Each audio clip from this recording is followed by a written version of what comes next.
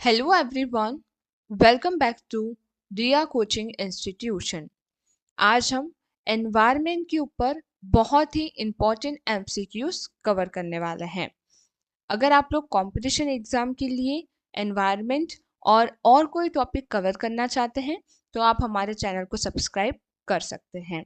और अगर आपको हमारा एमसीक्यूज और एक्सप्लेन करने का तरीका अच्छा लगे तो वीडियो को लाइक कर देना और अपने फ्रेंड्स के साथ ज़रूर शेयर कर देना। शुरू करते हैं। सबसे फर्स्ट क्वेश्चन है, पारिस्थितिक तंत्र जिसे हम इकोसिस्टम बोलते हैं शब्द का सबसे पहले प्रयोग किसने किया था? पारिस्थितिक तंत्र इकोसिस्टम शब्द का सबसे पहले प्रयोग किसने किया था? तो यहाँ पर आपका ऑप्शन ए जी तांसली बिल्कुल सही हो जाता है। परिभाषा की अगर बात करें तो जैविक, लिविंग और अजैविक नॉन लिविंग घटकों के बीच की अंतःक्रिया को इकोसिस्टम कहते हैं। इन्होंने 1866 में इकोलॉजी यानी पारिस्थितिक शब्द दिया था। इसमें उत्पादक प्लांट्स, उपभोक्ता एनिमल्स और उपघटक यानी बैक्टीरिया, फंगी शामिल होते हैं।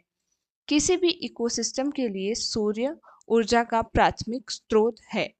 एक बड़ा जंगल या महासागर सबसे स्थिर पारिस्थितिक तंत्र माना जाता है। नेक्स्ट क्वेश्चन है, वायुमंडल की किस परत में ओजोन गैस पाई जाती है? वायुमंडल के किस परत में ओजोन गैस पाई जाती है? ऑप्शन बी स्ट्रेटोस्फियर, समताप मंडल सही हो जाएगा। यह परत जमीन से लगभग 15 से 35 किलोमीटर की ऊंचाई पर स्थित है। यह सूर्य की खतरनाक अल्ट्रावायलेट यूवी किरणों को सोखकर पृथ्वी की रक्षा करती है। क्लोरोफ्लोरोकार्बन गैस ओजोन परत को सबसे ज्यादा नुकसान पहुंचाती है। हर साल 16 सितंबर को विश्व ओजोन दिवस मनाया जाता है। ओजोन परत की मोटाई यानी डॉप्सन यूनिट में मापी जाती है। नेक्स्ट क्वेश्चन है, चिपको आंदोलन का मुख्य उद्देश्य क्या था? चिपको आंदोलन का मुख्य उद्देश्य क्या था? यहाँ आपका ऑप्शन बी वृक्षों की कटाई रोकना इसका मुख्य उद्देश्य था। यह 1973 में उत्तराखंड, तब उत्तर प्रदेश का हिस्सा के चमोली जिले से शुरू हुआ था। सुंदरलाल बहुगुणा और चंडी प्रसाद भट्ट इसके प्रमुख नेता थे। लोग पेड़ों से चिपक जाते थे ताकि ठेकेदार उन्हें काट ना सके। गौरा देवी ने इस आंदोलन में महिलाओं का नेतृत्व किया था। क्या ये जंगल के उपकार, मिट्टी, पानी और बयार जिंदा रहने के आधार, ये नारा था इस मूवमेंट का। नेक्स्ट क्वेश्चन है, ग्रीन हाउस प्रभाव के लिए मुख्य रूप से कौन सी गैस जिम्मेदार है? ग्रीन हाउस प्रभाव यानी इफेक्ट के लिए मुख्य रूप से कौन सी गैस जिम्मेदार है? Option C carbon dioxide CO2। ये गैस सूर्य की गर्मी को सोख लेती है और उसे अंतरिक्ष में वापस नहीं जाने देती, जिससे पृथ्वी गर्म होती है। मीथेन CH4, नाइट्रो ऑक्साइड और जल वाष्प भी ग्रीन हाउस गैस हैं। ग्रीन हाउस प्रभाव बनने से ही धरती का तापमान बढ़ रहा है, जिसे ग्लोबल वार्मिंग कहते हैं। जीवाश्म ईंधन, पेट्रोल, कोल के जलने और जंगलों की कटाई से CO2 बढ़ती है। तापमान बढ़ने से ग्लेशियर पिघल रहे हैं और समुद्र का जल स्तर बढ़ रहा है। नेक्स्ट क्वेश्चन है, वन्य जीव संरक्षण अधिनियम wild life protection act Bharat में कब लागू किया गया? वन्य जीव संरक्षण अधिनियम भारत में कब लागू किया गया? ऑप्शन बी 1972 राइट हो जाएगा। जंगली जानवरों और पक्षियों के अवैध शिकार और व्यापार को रोकना इसका उद्देश्य है। इसमें 6 अनुसूचियां हैं जिनमें अलग अलग स्तर की सुरक्षा दी जाती है।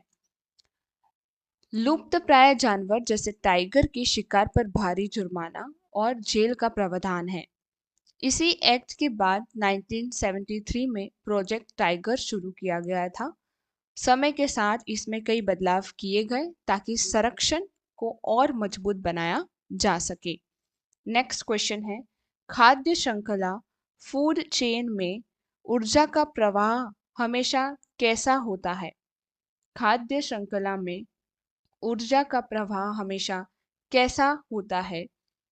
तो यहाँ पर आपका ऑप्शन ए एकादिशीय यानी अनडायरेक्शनल होता है। ऊर्जा हमेशा उत्पादक प्लांट से उपभोक्ता यानी एनिमल की ओर जाती है, वापस नहीं आती।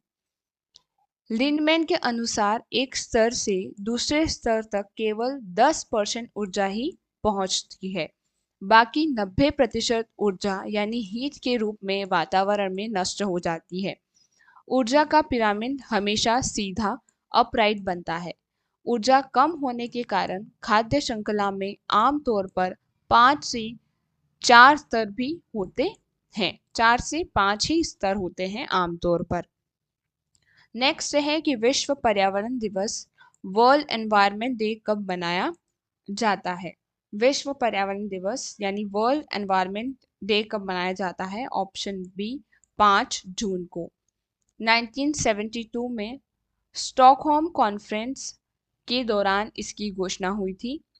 1974 में पहली बार ओनली वन अर्थ की थीम के साथ मनाया गया। लोगों को पर्यावरण सुरक्षा के प्रति जागरूकता करना इसका उद्देश्य है। इस दिन पृथ्वी दिवस यानी अर्थ डे मनाया जाता है 22 अप्रैल को। 21 मार्च को विश्व वानिक दिवस यानी वर्ल्ड फॉरेस्ट्री डे मनाया जाता है। नेक्स्ट है, धान के खेतों से कौन सी ग्रीन हाउस गैस सबसे ज़्यादा निकलती है? बहुत ही इंपॉर्टेंट है कि धान के खेतों से कौन सी ग्रीन हाउस गैस निकलती है? ऑप्शन बी मीथेन निकलती है धान के खेतों से। स्रोत, मीथेन दलदली इलाकों, धान के खेतों और जुगाली करने वाले पशुओं गाय भैंसों से निकलती है। इसे मार्स गैस भी कहा जाता है। मीथेन CO2 की तुलना में गर्मी रोकने में अधिक शक्तिशाली होती है। ऑक्सीजन की कमी में जब ऑर्गेनिक कचरा सड़ता है तब मीथेन बनती है। बायोगैस का मुख्य घटक भी मीथेन ही होता है। नेक्स्ट है, लाइकेन किसका सबसे अच्छा संकेत माने जाते हैं? लाइकेन्स किसका सबसे अच्छा संकेत माने जाते हैं? यहाँ पर आपका ऑप्शन बी वायु प्रदूषण बिल्कुल सही हो जाएगा। लाइकेन सल्फर डाइऑक्साइड SO2 के प्रति बहुत संवेदनशील होते हैं। प्रदूषण चेक की बात करें, जिस इलाके में हवा खराब होती है वहां लाइकेन उगना बंद कर देते हैं। लाइकेन कवक, फंगी और शैवाल यानी एल्गी के मेल से बनता है। लेबोरेटरी में इस्तेमाल होने वाली लिम्सम पेपर लाइकेन से ही प्राप्त होते हैं। ये स्वच्छ वातावरण में ही पनपते हैं। नेक्स्ट क्वेश्चन नंबर 10 है कि अम्लीय वर्षा एसिड रेन के लिए कौन सी गैस जिम्मेदार होती है? अम्लीय वर्षा एसिड रेन के लिए कौन सी गैस जिम्मेदार होती है? यहाँ आपका ऑप्शन बी SO2 यानी सल्फर डाइऑक्साइड और NO2 यानी नाइट्रोजन डाइऑक्साइड, ये दोनों मिलकर एसिड रेन करते हैं। ये गैस हवा में नमी के साथ मिलकर सल्फ्यूरिक और नाइट्रिक एसिड बनाती हैं। एसिड रेन से ऐतिहासिक इमारतें जैसे ताजमहल का पत्थर पीला पड़ जाता है। इससे मिट्टी की उपजाऊ शक्ति कम हो जाती है और फसलें बर्बाद होती हैं। नदियों का पानी अम्लीय होने से मछलियां मरने लगती हैं। पत्थरों के खराब होने की इसी प्रक्रिया को स्टोन कैंसर भी कहा जाता है। आज यही समाप्त करते हैं। धन्यवाद।